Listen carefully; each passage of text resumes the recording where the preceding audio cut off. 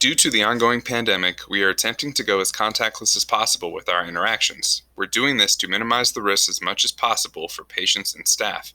With that, we are asking all patients to log onto the patient portal and complete any required paperwork prior to the appointment. I am going to walk you through how to complete the patient forms that have been assigned to you once you have created your portal account. If you have not created your portal account, then reference the video on our website entitled Creating Your Patient Portal Account first to get that set up. If you have forms that need to be completed, you'll get an email that looks like this. You'll simply click on the link and it'll bring you to this screen to log into your patient portal. You'll enter your information and sign in. If you have forms that need to be completed, you'll see a number here. You can click either of these links to access them. All of the forms that you need to complete are here, so you'll just click Start and it will start bringing you through all of them. The credit card payment authorization form, commonly referred to as the credit card on file form, this form is important to keep our transactions contactless and makes the checkout process easier for patients. You'll just enter the credit card information that you plan on using to pay your copay or any additional amounts due after your appointment. Then after your appointment, whatever amount we would have collected at the front desk will be automatically processed on your card on file. The minimum amount entered needs to be at least $50, which means you authorize us to charge up to that amount each month to cover your copay or any other charges that your insurance plan doesn't cover. If you would prefer that we collect the entire balance that is owed in one transaction after your appointment, then just select NA, which will have you paid in full. It's important to note that putting a credit card on file is not the same as creating a payment plan. And patients should reach out to our billing office after receiving their first bill if needing more time to pay the amount due. Failure to do so can result in being sent to collections. If you prefer to not put a credit card on file, then we can accommodate, but it will require more work on your end. You will need to call into our office prior to your appointment and give your credit card information over the phone so we can process your copay contactless.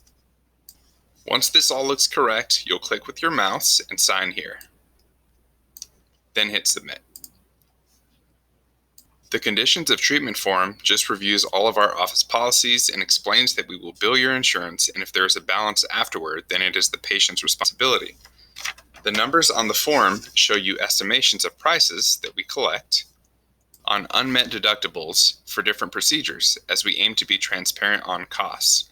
There is also information about our 24-hour cancellation and no-show policy. This includes a $35 fee if you no-show your appointment or cancel with less than 24 hours notice. If something out of your control comes up resulting in you being unable to make your appointment or cancel with 24 hours notice, then please call us and let us know the circumstances, and we will evaluate the fee on a case-by-case basis. You'll read over that and sign, then click submit. The HIPAA acknowledgement form goes over our HIPAA policies. You will review this and then sign and submit that as well. The Medicare form is for Medicare patients only. If you are a Medicare patient, you'll need to fill this out. If not, then you should not have this form assigned to you. If you do happen to have it, you would just hit decline. But if you are a Medicare patient, you will complete the form, sign, then submit. The patient information form, you'll fill this information out and make sure that it all looks correct. It is important that you complete this even if you've been in the clinic before, so we're sure we have current contact and insurance information for you. Please double check that your cell phone and email address are correct. These are very important for our digital communications with you. Once this has all been complete, sign and submit. The release of information form is if you want us to be able to discuss any of your health information with anyone besides you, romantic partners, parents, kids, etc. If so, you will put their information in this box. If not, then you don't need to list anyone and you can just mark no. If you are a parent or guardian filling paperwork out for a minor, please make sure and put someone down on this form. Then sign and submit. Once you have all these green check marks, you have completed all of your forms. One of our staff will review them, and if there are any issues with any of them, we will reach out to you before your appointment or correct them in the office before your appointment.